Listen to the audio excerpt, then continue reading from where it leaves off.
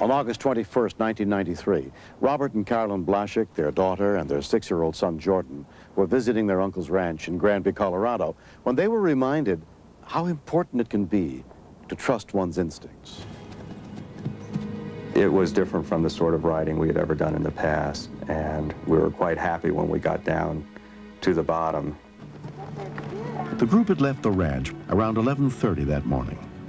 When we were about ready to go, all of a sudden I looked at Jordan and I realized he didn't have his helmet with him. Jordan really didn't want to wear it, you know, he wanted to be like me and Gino without a helmet. I had never even heard of somebody wearing a helmet going horseback riding. It dawned on me I had a bicycle helmet in the barn. Put it on him, and when he would turn his head, like so, the helmet would jiggle. So Rob said, well, take it off and he can ride without it. And then Jimmy said at that point, even though he had kind of laughed at us earlier, you know, I'm superstitious. If you really wanted it that badly, I want him to wear it now. And I took it off and did some adjustments with it and put it back on so that it was working out perfectly for him. You look good in the saddle, Carol. Thank you. We rode for about an hour and a half, and we decided to stop and have our picnic lunch. It was the first time that all of us as a family had been together in many, many years. The freight train went by, and some of the younger kids thought it'd be a good idea to moon the train, which they successfully did and couldn't understand why nobody reacted to it.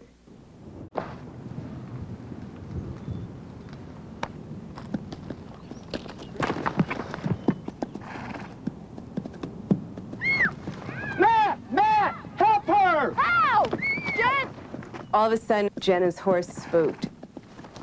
Cut her off before she gets up that hill. Whoa. I was watching that happening and sort of in shock. And then behind me, I heard Rob, my husband, yelling, Jordan, let go of the reins. Jordan, don't pull on the reins. Let go of the reins. Drop the reins, Jordan. Drop the reins, boy.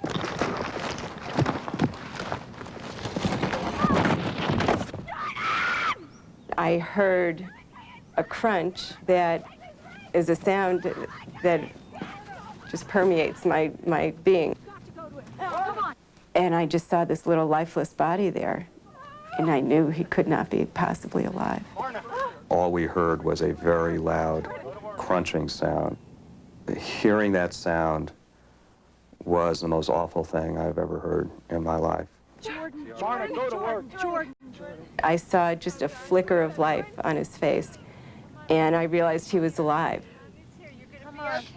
But I really believed he was paralyzed and probably would be the rest of his life. And I just kept thinking, well, I'm going to take care of him, you know, his whole life. Come on, Matt! I was so scared about Jordan that I tried not to think about the situation with him because I subconsciously just knew he was going to be dead when I got back down there. He's right here. I don't know how we did it, but we got up the mountain in like 17 minutes, and it's like a 2-hour ride. Matt, take the reins, walk these horses. 911, what is your emergency? I have a horse accident. I have a rider who may have a concussion, a cracked skull, or a broken neck or back. I'm going to need a helicopter. Okay, where are they? Fraser Valley. The rider is in a clear pasture. What's hurting? What's hurting? Oh, it's gonna hurt. We could see that there was a piece of the helmet that was digging into his head. I'm going to take it off. Don't move, okay, honey? Can't move. Okay, I'm gonna hold his head and immobilize his neck. You slip it off gently, slowly. Don't move. Don't move, Jordan. baby duck. Don't move. Okay, sweetie. Please, don't move. When we took it off, we were kind of in shock because it seemed like hundreds of pieces of helmet. Yeah. Jordan. There came a point when I felt almost like I couldn't be there. It was so difficult. Come on, do you remember your kids? And at a point where he was calm and quiet, I had to walk away and try and get a control back over my emotions. I felt like I was walking through my worst nightmare. Oh, thank God. By the time Grand County Sheriff's Deputy Ron Rathbun got to the scene, an hour had passed. We let him fall asleep. I don't know if that was right. Go ahead and wake him up. I wanted them to wake him up because I wanted to be able to talk to him to see what the extent of his injuries were, where he was hurting. Jordan, sweetie. Talking with the parents, I could see this look on their face. I know they were terrified. The sheriff's here. I did have them put down their slickers. It's going to be okay, sweetie. The quicker the helicopter saw us, they located us, the quicker they could set down and get him out of there. I'll take care of you, all right? The sheriff's here. He's going to help us, sweetie. I was very, very concerned. I thought that he might in fact die. Here it is. Chopper. There was a very faint whirring of a helicopter that we could hear. And I just was so grateful. I was just so thankful. I thought, oh my God, they're coming, they're coming.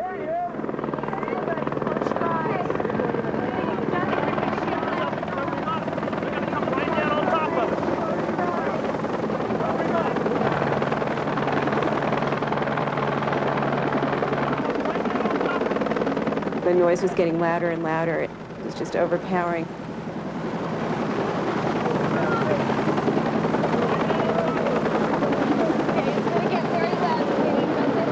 And all of a sudden, I heard it take off.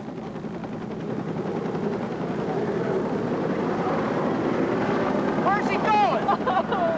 I was devastated. I was thoroughly devastated. I thought, my God, this is it. Now we're stuck here. Now nobody's going to be able to help us.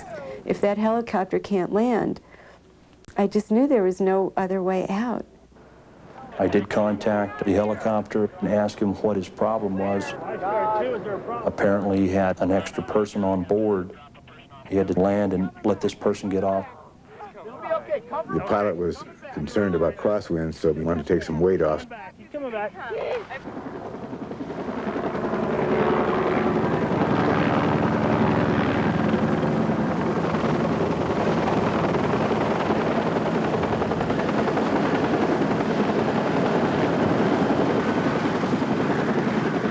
The Flight for Life helicopter arrived from Denver about an hour and a half after the accident. A Grand County ambulance unit also got to the scene, including EMT Jason Sheese. I was concerned for the child because any head injury is serious. The body's just not made to withstand the force of a horse falling on your head. Jordan, I'm right here, sweetie. I'm not leaving you. Okay, oxygen, and we're up. Okay, wait. I remember this man turning to me and saying, meet us in Denver. And I started screaming and begging him and saying, please, that's a baby. You can't take my baby away. And the paramedic said to me, I can't let you on the helicopter because that would mean I can't go. And I said, you're right.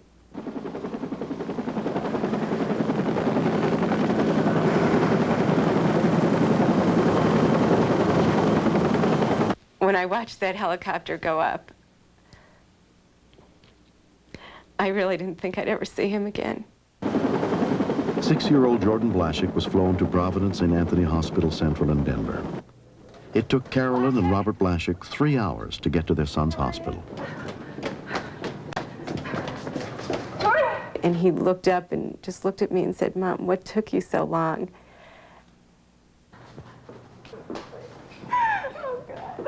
Hi, sweetie pie. And I was just feeling so awful knowing what he had been through by himself. Hi.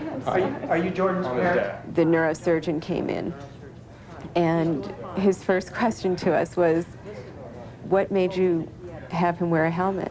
He said, nobody around here wears helmets. And we said, I guess partly we're city slickers. So can we stay with them? And he just said to us, well, you've got to know that helmet saved his life. It absolutely saved his life. Although Jordan suffered a broken leg and a skull fracture, there was no brain damage. He has completely recovered. Sometimes I think that I have a whole life ahead of me. I think I'm one of the luckiest kids alive to get past that. The fact that Jordan survived and is totally okay has completely changed my life. I think about my good fortune every minute of the day now. I love him so much. And there are moments when I look at him and I watch him just being himself and having fun and being adorable, and I just cringe when I think how close I came to losing him. I'd like to say thank you to all the people that helped me stay alive, and they were very brave. The fact that he has come through this so well and that he is fine and healthy and happy has made me the happiest person I think I could be. I didn't want to wear the helmet at first, but I'm glad I did, because it saved my life. I think everyone should wear a helmet.